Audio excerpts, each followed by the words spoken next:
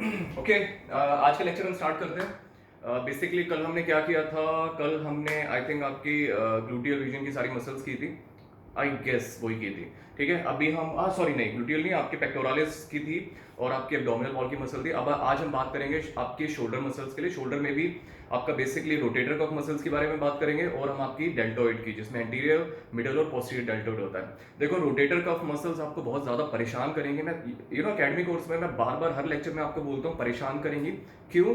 क्योंकि परेशान करती हैं। जब मैंने अपना फिटनेस करियर स्टार्ट किया था 2002 या 3 में, उस टाइम पे कोई सर्टिफिकेशन नहीं होती थी, ट्रस्ट मी। बड़ी मुश्किल से हम फिजियो से उनकी बुक्स लेके, एक एमबीबीएस की बुक लेके उनसे पढ़ते थे और बहुत ज़्यादा टफ होता था। उस टाइम पे इंटरनेट 256 kbps पे आता था, आपको कुछ भी नहीं मिलता था। आपको at least you are getting the videos now, लेकिन हमारे टाइम में स्पेसिफिकली कुछ भी नहीं होता था। और उस टाइम पे जो गुरुजी होते थे, वो जो इन्फॉर्मेशन आपको प्रोवाइड कराते थे, आई एम स्टिल, आज तक मेरी डिस्क हर्निएशन, लोअर बैक मेरी टूटी हुई है। अगर मैं एक्सरसाइज ना करूं तो शायद मैं सीधा भी ना खड़ा पाऊं, और इसका सबसे बड़ा रिस्पॉन्सिबल कौन है? एक गुरुजी। ठीक है, चलो उस पर हम नहीं जाएंगे।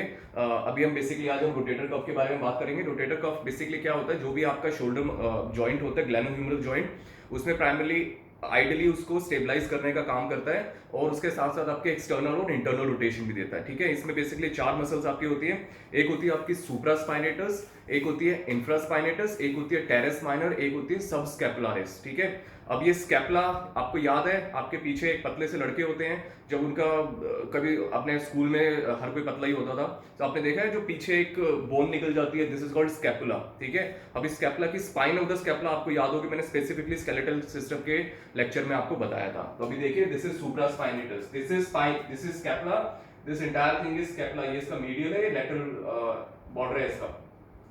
तो ये जो देख रहे हो, ये जो पोर्शन है, this is spine of the scapula, और इसका जो नीचे का पार्ट है दैट इज इंफ्रास्पाइनेटस फॉसा, और इसके ऊपर का जो पार्ट है दैट इज सुप्रास्पाइनेटस फॉसा। ठीक है, तो सुप्रास्पाइनेटस मतलब सुपीरियर स्पाइन के ऊपर के पार्ट को सुप्रास्पाइनेटस, और स्पाइन के नीचे को इंफ्रास्पाइनेटस बोलते हैं। तो एक मसल है जो इसके सुप्रास्पाइनेटस फॉसा से स्टार्ट होती है, दिस, उस मसल का नाम होता है सुप्रास्पाइनेटस। तो इमेजिन करो, एक मसल आपकी स्पाइन ऑफ द स्कैपुला के ऊपर से स्टार्ट हो रही है, कहां पे कनेक्ट हो रही है? ऑलमोस्ट आपके ग्लेनोह्यूमरल जॉइंट को क्रॉस करते हुए आपके ग्रेटर ट्यूब्रिकल के पास में जो ह्यूमरस है, वहां पे स्टार्ट होती है। और इमेजिन ये जो मसल कॉन्ट्रैक्ट होगी तो क्या काम करेगी? याद रखो, ये इसका जो फंक्शन होता है 10 to 12 degree of abduction. Abduction क्या होता है? जो मिड लाइन से दूर जाता है। तो ये जो मूवमेंट होती है हल्की सी, जब आप लेटरल रेजेस कर रहे हैं, तो हल्की सी जो मूवमेंट होती है, इसको हम क्या बोलते हैं? एबडक्शन। नॉट हल्की सी, this entire thing is abduction. लेकिन जो इनिशियल स्टेज में जो हल्की सी मूवमेंट होती है, उसको करता है supraspinatus. So this is a muscle जो आपका slide 10 to 12 degree of abduction of your shoulder जो आपको देता है। उसके बाद आपका मिडल डेल्टोइड टेक ओवर कर लेता है। तो इसका ओरिजिन क्या होगा? सुप्रास्पाइनेटस या supraspinous fossa of scapula. So this is the origin. Insertion क्या हुआ? ग्रेटर ट्यूब्रिकल ऑफ ह्यूमरस, मतलब यहां पे हो गया। एक्शन क्या हुआ? इनिशियली एबडक्शन 15 डिग्री, 15 डिग्री तक भी कर सकता है, बट आइडियली इसका 10 to 12 डिग्री होता है। ठीक है, at shoulder joint, stabilizing shoulder joint, stabilize करना, चारों मसल शोल्डर जॉइंट को स्टेबलाइज करती हैं, दे आर स्टेबलाइजर्स। ठीक है, अब हम चलते हैं इंफ्रास्पाइनेटस पे। अगेन दिस इज इंफ्रास्पाइनेटस, ये आपका स्कैपुला है, this is spine of the scapula, ये नीचे से स्टार्ट होती है। ठीक है, तो इसका ओरिजिन क्या हुआ? इंफ्रास्पाइनेटस फॉसा, या फिर जिसको इंफ्रास्पाइनस फॉसा भी बोलते हैं। ठीक है, यहां से स्टार्ट हुई दिस पूरे रीजन से, और कहां पे जा रही है? इस तरीके से कनेक्ट हो रही है। इंसर्जन क्या हुआ? ग्रेटर ट्यूब्रिकल, जहां पे सुप्रास्पाइनेटस कनेक्ट होती है, उसके बिल्कुल थोड़ा सा इंफीरियर इंफ्रास्पाइनेटस कनेक्ट होती है। क्लियर है? अब ये क्या फंक्शन करेगी? ये क्या, इमेजिन एक मसल, एक रबड़ बैंड, बहुत सारे आपके स्कैपुला के पोस्टीरियर साइड से स्टार्ट हो रहे हैं और ह्यूमरस पे यहाँ पे कनेक्ट हो रहे हैं, पीछे से आ रहे हैं और मेरे यहाँ पे कनेक्ट हो रहे हैं। तो ये जब शॉर्टन होंगे क्या करेंगे? एक्सटर्नल रोटेशन, मतलब मेरे शोल्डर को एक्सटर्नल रोटेशन देंगे। इन मसल्स का नाम सिट्स भी होता है, SITS, supraspinatus, infraspinatus, teres minor और सबस्कैपुलारिस। क्लियर है? इनको सिट्स मसल भी बोलते हैं। तो क्या करेगा? इसका फंक्शन क्या हुआ? लेटरली रोटेशन या lateral rotation and adduction arm at the shoulder joint. ठीक है, एडक्शन भी करेगा, बट प्राइमरली ये लेटरल रोटेशन करेगा, लाइक दिस। ठीक है, अब थर्ड मसल पे चलते हैं, जिसको टेरेस माइनर बोलते हैं। देखो, अगर टेरेस माइनर है तो ऑब्वियसली मेजर भी होगी। मेजर में आपको बैक मसल वाले दिन पढ़ाऊंगा। इसका ओरिजिन क्या हुआ?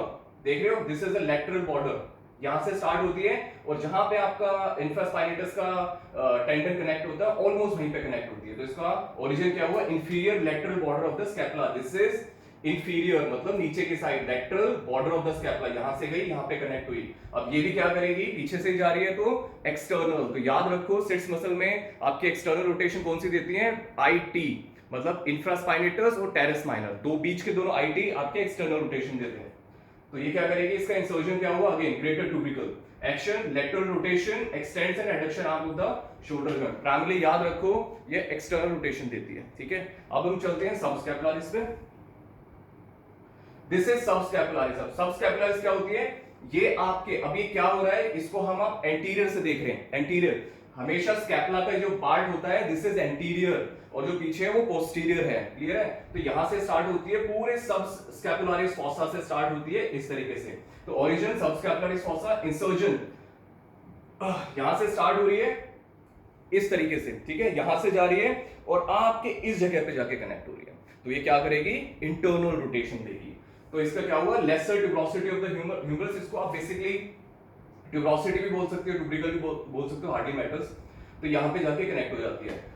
Action medially rotates arm and stabilises shoulder joint, मतलब आपके शोल्डर जॉइंट को मीडियली रोटेट करती है इस तरीके से। लेकिन मैंने लास्ट लेक्चर में आपको बताया था पेक्टोरालिस मेजर बहुत ही स्ट्रांगली आपकी मसल को, सॉरी ह्यूमरस को इंटरनली रोटेट करता है। एक मसल और है जो उसको इंटरनली रोटेट करती है, जैसे लेटिस में डोर्सा है, इसको डोर्सी भी बोलते हैं, वो मैं आपको नेक्स्ट टू नेक्स्ट लेक्चर में बताऊंगा।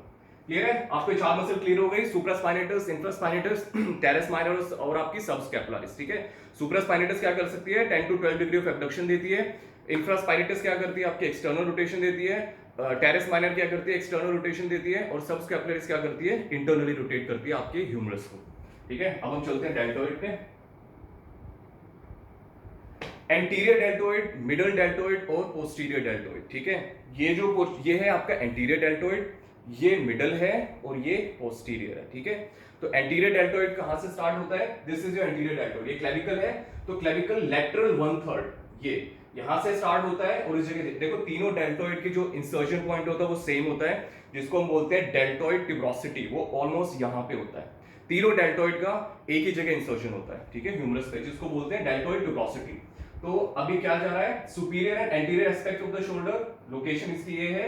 Origin lateral third of the clavicle, acromion याद है, AC joint, acromion clavicle joint.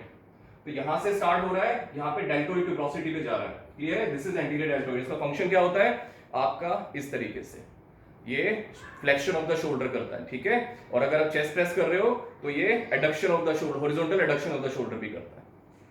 Clear हो गई, चलो अब हम चलते हैं मिडल डेल्टोइड पे।